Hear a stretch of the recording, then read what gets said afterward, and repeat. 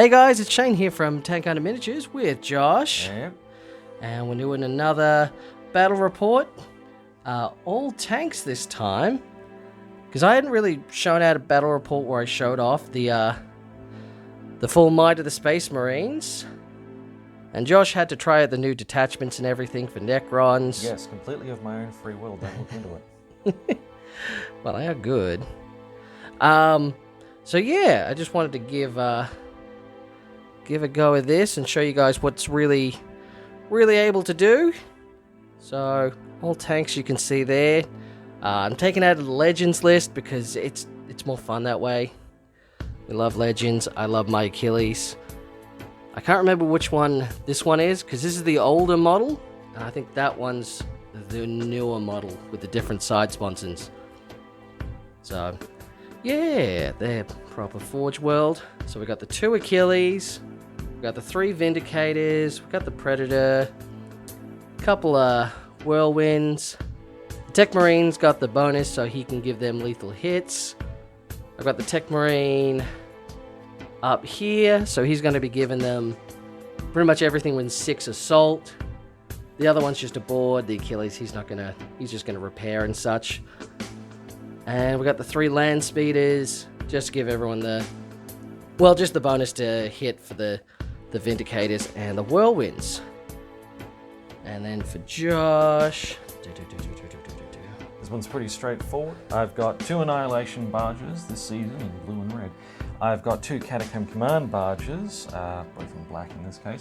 The matte black is coming with the ability to put an extra unit into hyperspace. That's right, I'm playing the redeployment faction deal. And the other one is rerolling ones.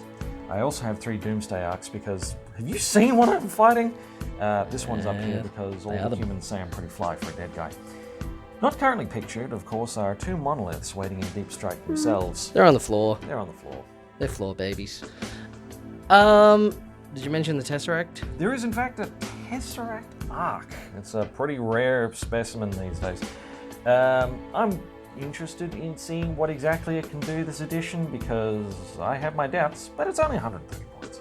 I mean, I don't think I've seen anyone really bring Forge World Necron stuff. Yeah, it's a this rare edition. model. It's a rare model. And besides, so many people are so interested in what the army can already do. Yeah, I mean, that's the thing. It's not even Legends. It's there. Yeah, it's fully there.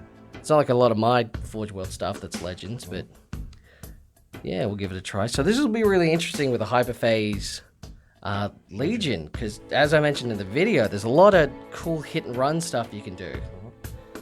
So yeah, we'll see how it goes for all vehicles. I'm just doing the Iron Storm as it's pretty much the best. It's the most effective for vehicles, just most genuine. I'll try it some other ones another time, but for now we'll just hit to the base. What's the strongest? The mission we're doing is just the one where Priority target. yeah, the priority target. So each objective monolith is just going to be the 5 points to a max of 15. We must reclaim the baby monoliths. Well, that's it before they hatch. They'll hatch into bigger ones, so we got to stop that from happening. So I've taken Bring It Down. We're both taking Bring It Down because of course we are. And then I'm also taking where I've got to hold my objective and want to know extend battle lines. And I'm taking behind enemy lines, oddly enough, with the teleporting attachment. Wow, that's it. That's a good idea. So yeah, we're gonna see some hyper mobile play from the Necrons.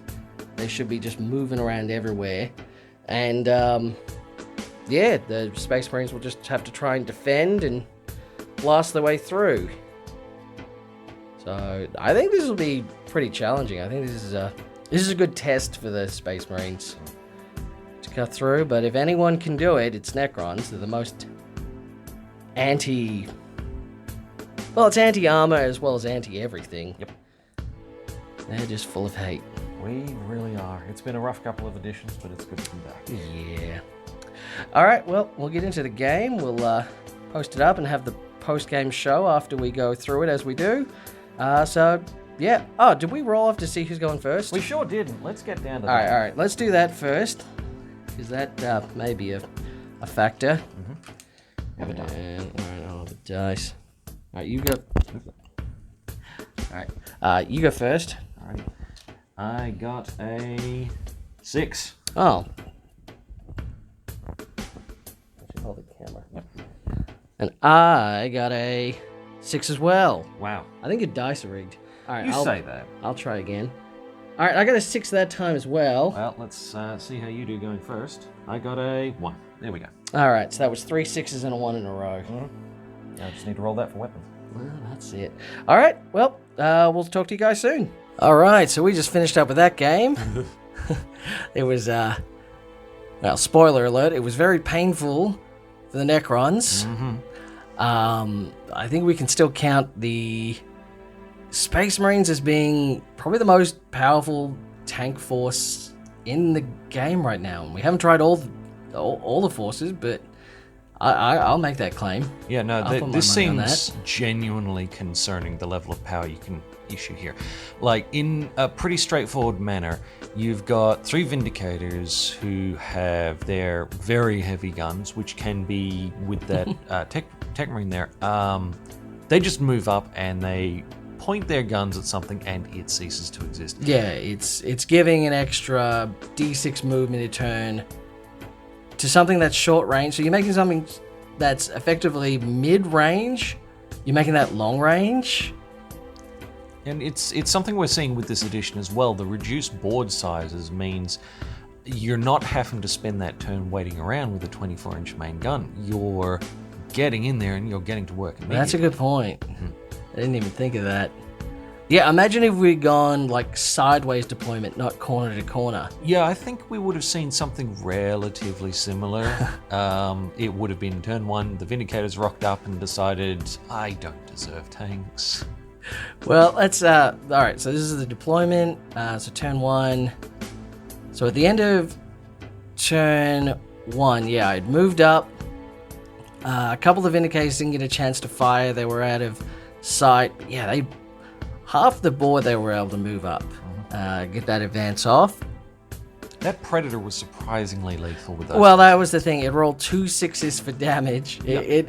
Because it didn't even shoot all its shots. The 2 side las cannons went up the board to hit the Annihilation, not the Annihilation, Doomsday Arc.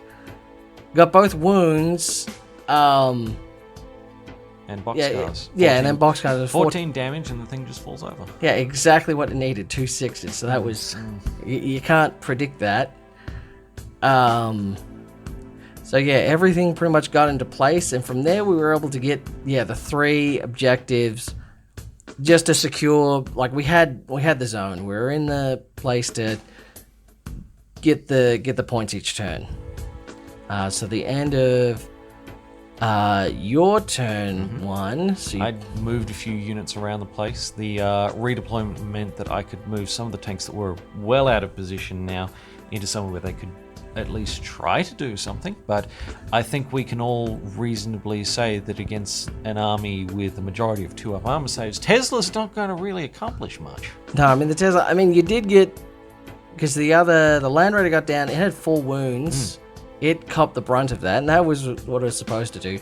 So my left flank was getting wounded. I kind of expected that to happen. It would have been likely. I mean, it had a 4-up invuln save. But at the end of the day, end of turn 1, I had just not done enough damage to even slow you down. Because, and the Predator. Well, the Predator had died. Yeah, but the Predator had done its job. Well, I guess that was a pretty fair trade because the Predator's like 130 something. Oh yeah, no, you're taking out a 200-point tank. There you go. Oh, good point. Yep. So then, end of my turn 2, where I've moved everything up. We've taken out another of the cannons. Did we take out? Where'd the other guy go? No, the guy up on the hill went. You took him out. And so we took that. Oh, that's right. The guy in the ruins, he got hurt a bit. He got hurt a lot. So he managed to. He was there for pretty long in the game, though. Yeah, just because I kept shuffling away from the line of guns for the most part. Yeah. So then it was your turn 2 that things really started to come back. Well, you say that. The monoliths dropped in, and I brought everything into the back line. And I thought, hey, I could actually slow them down and score some points if I can actually just destroy anything. Because that was the thing. I had to now turn around and come back, and you pincered the other Land Raider, so he's... He's gone. Yeah, we knew that was good. Yeah, he was a sacrifice. Yeah, that's the left side of the board there became mine very, very quickly in this case. But the right side of the board was very, very much your town, and I was not especially welcome there with my 3-inch away monolith. No, and I think if that could have... Isn't there a strat? No, it's for the other Legion. No, you have to disembark from it. Oh, and so then they can charge you. If it's Warscythe Lichguard or Scorpec Destroyers, by all means. But yeah, even then, like the melee of a monolith is designed to kill things like Terminators. It's designed to end heavy infantry. Yeah, it's because how much damage is it? It's AP -2, damage 3. Oh, okay, yeah. So it's anti-large. It's anti-heavy infantry. It's not really anti-large, but still, it hits on 2s, and plus the tank shock you can do with it. You can expect it to do damage. So once it gets up, it's not something you really want to charge. Yep. You don't want to charge a monolith. And turn around, you did apparently. Yeah, because then on my turn, so this was turn. This was my turn 3. My turn 3. We moved back. We managed to blow up. It pretty much took all the shooting, though. Yeah, Mercier's weakness is a crazy strategy. Yeah, because we had the Vindicator, because it managed to get 10 shots. 10 shots off 5 hits, just from the Mercier's weakness, getting the sustain to hit off on a 5+. Yup. So that was insane. Like I said, with the las cannons doing their thing, and with the Vindicator doing its thing, so highly unlikely. And this monolith was as tough as it could get. There is no cover save possible for anything like that, but it had a 4-up invul, and everything shooting it within 18 inches was hazardous. And at the end of the day, I think that accounted for 3 mortal wounds total. I think, the Vindicator pretty much went down to... It didn't have many wounds left after sustaining that, but it's still so dangerous, even though it's pretty wounded. So the end of that was my turn 3. Yeah, you move up to take its place. Trying to melee that Vindicator out of existence. The command barge swinging in to try and use its scythe against the other Vindicator. We're just zipping around to try and keep me away from the majority of the army. And unfortunately, the firepower coming out of Annihilation barges is just not enough to slow this army down at all. You can see in the back there the Tesseract Arc had done its dash. Oh, that's right. He redeployed over to the back. Yep. And just immediately went. That's right. Then we used the other guy to finish him off. And then at the end of the start of the turn 4, I was able to pull the Vindicator back. He could still shoot because of the Master of Machines. And we took out that guy. That was one blast did 18 wounds on a monolith. Yep. That's even with the 4-up. That is insane. Yep. So he was taken away, and it's still, like I said, I don't have much left. It's all pretty hurt, but I guess neither did you. And I was just holding the ground for so long. At the end of the day, here, you had a lot of stuff that was hurt, but you were repairing it, and moreover, I couldn't stop it even if it was down to a handful of wounds. Because I only had the one Doomsday Arc, the gas cannons, not doing anything. The twin Tesla destructors, just not doing anything. That was surprising, because you think with the twin linked, I thought they would do a lot more. Oh, it's easy to wound. It's very, very difficult for a weapon with no armor penetration to get through to that armor save. Yeah, I guess that's the main problem. Which it's not really a problem Necrons rarely have, is lack of armor penetration. Well, in this instance, the only real anti-tank I had going here was the Doomsday Arcs and the corner guns on the monoliths, the Death Rays. Now, the Death Rays can punch well up, and the Doomsday Arc is still kind of swingy, but it's certainly not like 8th edition, 9th edition problems that we've been seeing previously. I can theoretically put a couple tanks down a turn, but when it came into practice, it didn't make the mark. No. I was just thinking, I don't think I could have played this better. I'm pretty well versed with this one now. I would like to try some of the other. I'm just thinking, would it have been if I had taken the Vanguard one or I was neg 1 to hit. Well, the neg 1 to hit would have been pretty potent. Like, the rerolls didn't really come in as much of a help as I figured they might be. Yeah, because like most of the rerolls I was doing, I had already wounded like 3 times, and I was just, alright, we'll just get 1 more wound in. That was already overkill most of the times. Yep. I guess it's more the strats. Like the Mercy's weakness, that's a specific one to that one. And think about taking this against another group of armies.